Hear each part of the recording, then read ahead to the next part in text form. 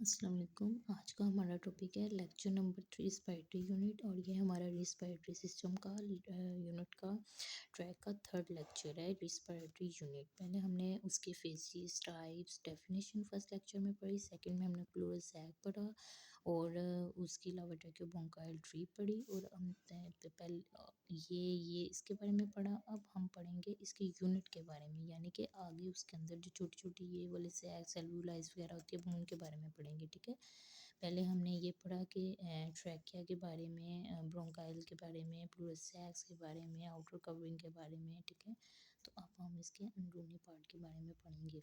तो आज का हमारा लेक्चर नंबर 3 रिस्पायरेटरी यूनिट के बारे में है। इसमें हम देखेंगे parenchyma of lungs is formed by respiratory unit that forms the terminal portion of respiratory tracts. ये पेरेंट काइमा ऑफ लंग्स यानी कि लंग्स जो है रिस्पायरेटरी यूनिट पर मुश्तमिल होते हैं। ये है रिस्पायरेटरी यूनिट के जो ये गुच्छों टाइप जो बने होते हैं, इन पर मुश्तमिल होता है respiratory unit.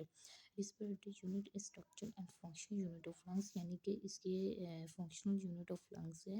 Exchange of gases acquire only in this part of the respiratory tracks, और एक्सचेंज गैसेस जो एक्सचेंज होती हैं वो इन पार्ट से ही होती हैं रिस्पायरेटरी ट्रैक के। ठीक है, तो हम पहले ये भी डिस्कस कर लेते हैं कि ये इस तरह के जो छोटे छोटे आगे ब्रोंकाइल्स के आगे जो छोटे छोटे गुच्छे एल्वुलाई सैक्स टाइप बने होते हैं, this is called respiratory unit. और इन छोटे छोटे, यानी कि मैंने उर्दू में भी लिख दिया है कि जिनको समझना है, इन छोटे छोटे बबल से बने पैक, यानी कि जो गोल गोल इस तरह करके पैक बने होते हैं छोटे छोटे बबल से, इनको हम बोलते हैं रिस्पायरेटरी यूनिट। ठीक है, और ये इस तरह के होते हैं कुछ, जब आगे वो उसके आगे जो इस तरह सैक बने होते हैं तो उनके अंदर जो एल्वुलाइज इस तरह होती है, और ये छोटे छोटे जो बबल्स टाइप सैक होते हैं, इनके पूरे यूनिट को हम बोलते हैं रिस्पायरेटरी यूनिट। और उसके बाद हम बात करेंगे इसके स्ट्रक्चर के बारे में। Respiratory unit start from bronchioles, यानी कि रिस्पायरेटरी यूनिट किस किन चीज़ों पर मुश्तमिल होता है, ब्रोंकायोल्स पे, और जब वो डिवाइड होती हैं ईच ब्रोंकाइल्स आगे डिवाइड इनटू एल्वुलर डक्ट्स में डिवाइड हो जाती हैं, और वो इन लार्ज स्ट्रक्चर, और जब उनका लार्ज स्ट्रक्चर लार्ज होता है तो वो हो जाती है एल्वुलर सैक। और alveolar sac space inside alveolar sac, उसको हम बोलते हैं एंट्रम, और consist of cluster of alveoli, और जो क्लस्टर ऑफ एल्वुलाई है उनमें फ्यू एल्वुलस प्रेजेंट होती है वॉल ऑफ एल्वुलर डक्ट्स में। ठीक है, इस चीज़ की सारी की आपको समझ तब आएगी जब आप इस डायग्राम को देखेंगे। ठीक है, ये हो गई हमारी ब्रोंकियोल्स, ये हमने पढ़ा था ब्रोंकियोल्स, और ये हो गई ब्रोंकियोल्स। ठीक है, उसके बाद आ रहा है एल्वुलर डक्ट्स, और एल्वुलर डक्ट कौन सी है, ये वाली, ये ब्रोंकियोल्स के बाद ये क्या आ गई, एल्वुलर डक्ट।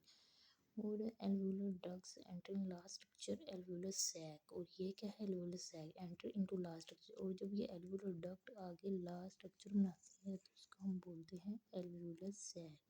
ठीक है, और आगे स्पेस इनसाइड एल्वुलर सैक, और इसके अंदर जो स्पेस होती है, यानी कि ये जो ये बोल एल्वुलर सैक्स बने हुए हैं, ये जो इसके अंदर स्पेस है ये वाली, ये देखें इसको बड़ा स्ट्रक्चर करके बताया हुआ है, ये जो इसके अंदर स्पेस है इस पे ये स्पेस को बोलते हैं हम स्पेस इनसाइड एल्वुलस, उसको हम बोलते हैं एंट्रम। क्या बोलते हैं, एंट्रम। एल्वुलर डक्ट से क्या बना है, एल्वुलर सैक, और एल्वुलर सैक की स्पेस को हम क्या बोलेंगे, एंट्रम। और ये एल्वुलर सैक्स है सारा, और ये एल्वुलाई है, और ये जो बबल्स टाइप अंदर स्ट्रक्चर है इसको हम बोलेंगे एल्वुलाई। तो समझ आ गई, सबसे पहले ब्रोंकियोल्स, एल्वुलर सैक, एल्वुलर सैक्स के अंदर जो स्पेस है उसको बोलेंगे एंट्रम, और जो छोटे बड़े बबल्स लाइक होंगे उनको हम बोलेंगे एल्वुलाई। ठीक है, और few alveoli present in the alveolar ducts, और कुछ एल्वुलाई एल्वुलर डक्ट्स पर भी प्रेजेंट होती हैं। उसके बाद है रिस्पायरेटरी यूनिट इंक्लूड, इसमें क्या क्या शामिल है, यानी कि ये जो रिस्पायरेटरी यूनिट है इसमें क्या क्या चीज़ें शामिल है, तो वही होंगी जो हमने इधर पढ़ी, कोई हम आगे बताएंगे कि इसमें ब्रोंकियोल्स होती हैं, डक्ट होती हैं, सैक होती है, एल्वुलाई एंट्रम। ठीक है, each alveolus is like a pouch. ठीक है, ये इस तरह पाउच लाइक बना होता है with the diameter of around 0.2 to 0.5 millimetre. ठीक है, इसका ये डायग्राम होता है इस पाउच का। It is lined by epithelial cells, और ये एपिथेलियल सेल से बने होते हैं। उसके बाद है एल्वुलर सेल्स और निमोसाइट्स।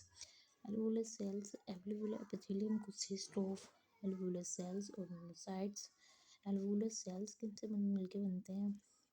टू टाइप्स इसकी होती हैं, टाइप 1 alveolar cells और type 2 alveolar cells.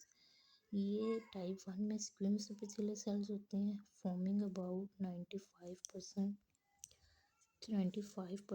Total number of cells, यानी कि जो एल्वुलर सेल्स हैं ये टाइप 1 जो है ये 95% मिलके बनाते हैं, टाइप 1 के जो 95% होते हैं वो मिलके बनाते हैं epithelial cells. These cells form the site of gaseous exchange between he alveolus and blood. ये कैसे एक्सचेंज करते हैं एल्वुलस में एंड ब्लड में. और ये जो टू टाइप्स के होते हैं एल्वुलर सेल्स, ये कुबिटल इन नेचर होते हैं और सिर्फ 5% इनका रोल होता है एल्वुलर सेल्स में.